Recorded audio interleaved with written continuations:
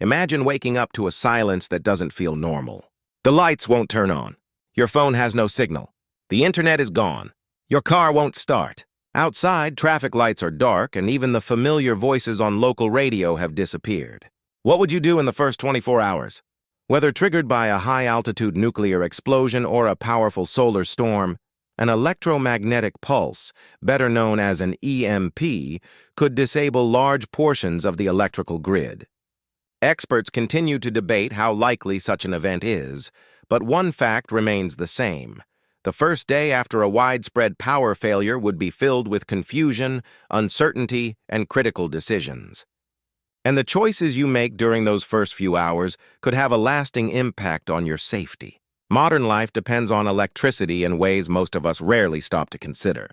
It powers our communication, transportation, banking systems, clean water, healthcare, and the supply chains that keep grocery store shelves stocked.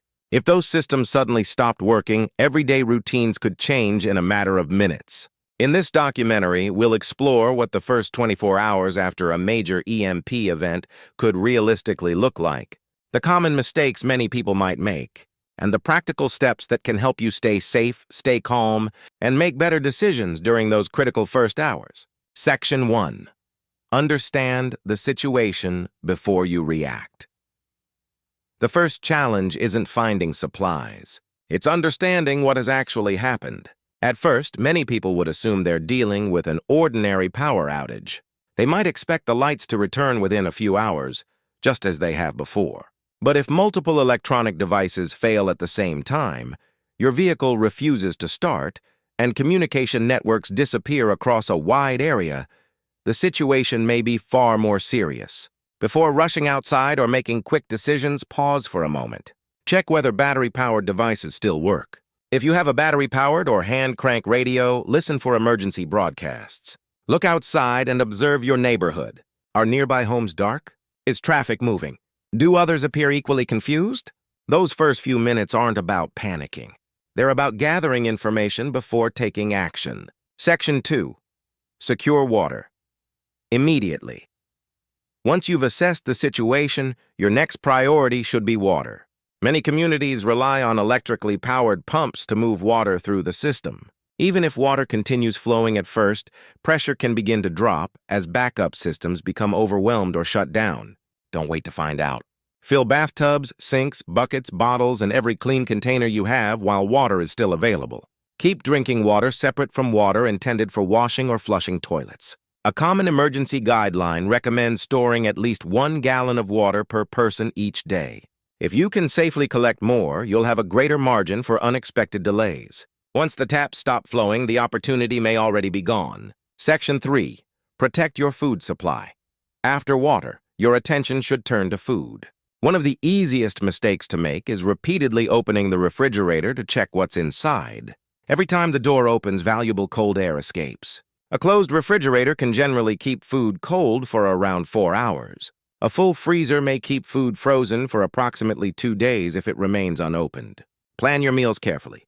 Use foods that spoil first before relying on canned goods or shelf-stable supplies. If outdoor temperatures are cold enough, they may help preserve certain foods safely, but always follow proper food safety guidelines. Managing your food wisely during the first day reduces waste and helps your supplies last much longer. Section 4. Stay home. Unless leaving is necessary, for many people, the first instinct during an emergency is to leave. They want answers. They want supplies. They want to check on loved ones. But if an EMP has disrupted modern vehicles or disabled traffic systems, roads could quickly become congested, confusing, or even dangerous. Emergency services would likely be responding to countless incidents at once. Unless your home is threatened by fire, flooding, structural damage, or another immediate danger, staying where you are is often the safest decision during the initial hours. Your home offers shelter, familiar resources, and protection from unnecessary risks. Sometimes the safest move is choosing not to become part of the chaos outside. Section 5. Check on family and neighbors.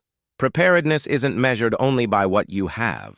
It's also measured by the people around you. Once your immediate needs are secure, check on elderly neighbors, relatives, or anyone who depends on electrically powered medical equipment.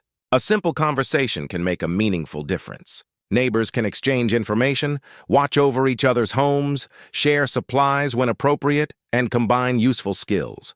History has shown that communities working together often recover more effectively than individuals facing a crisis alone. Helping others doesn't just strengthen your neighborhood. It helps create a safer environment for everyone. Section 6. Use supplies carefully. The first day is not the time to use everything you have. Instead, assume that power may not return for several days. Treat every battery, flashlight, candle, and food item as a limited resource. Take advantage of natural daylight whenever possible instead of using artificial lighting. If you choose to use candles, place them on stable, non-flammable surfaces away from anything that could catch fire, and never leave them burning unattended. If you own a generator, never operate it inside your home or garage. Carbon monoxide is invisible, odorless, and extremely dangerous.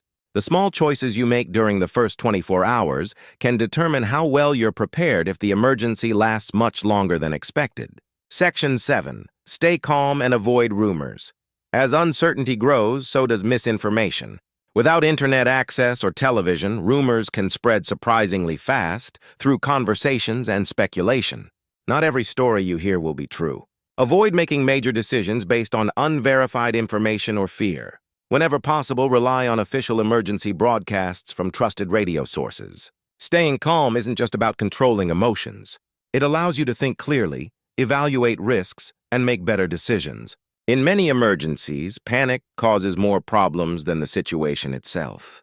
The first 24 hours after a possible EMP event would almost certainly be filled with uncertainty. No one can predict exactly how such an event would unfold, but preparedness has never been about expecting the worst. It's about giving yourself more options when life becomes unpredictable.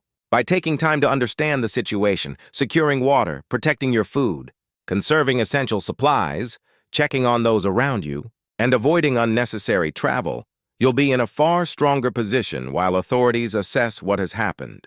Preparedness isn't driven by fear. It's built on knowledge, planning, and the ability to stay calm when others cannot. If you found this documentary helpful, consider subscribing for more practical preparedness and survival content based on realistic scenarios. Thanks for watching, and stay prepared.